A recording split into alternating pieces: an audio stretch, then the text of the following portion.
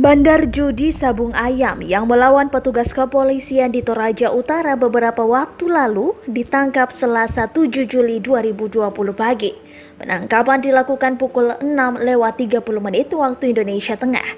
Saat polisi bergerak, pelaku bernama Pong Belo sedang tidur di rumahnya. Pong Belo ditangkap di rumah orang tuanya di Jalan Poros Palopo, wilayah Pasele, Kecamatan Rantepao.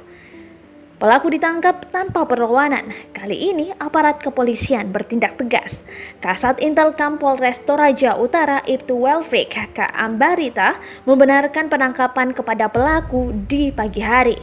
Sudah ditangkap pagi tadi. Yang tangkap Resmob Polda Sulsel, ucap Welfrik. Personil Polres Toraja Utara juga ikut serta menangkap pelaku di rumahnya yang dalam keadaan tidur. Pelaku melawan kepolisian saat pembubaran judi sabung ayam di Tondon sudah diamankan di Mapolres Toraja Utara. Videonya viral karena dianggap mempermalukan aparat negara di hadapan masyarakat.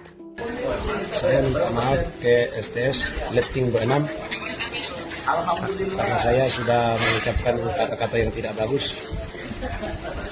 Saya sangat minta maaf kepada pihak kepolisian STS B6, khususnya Talimba.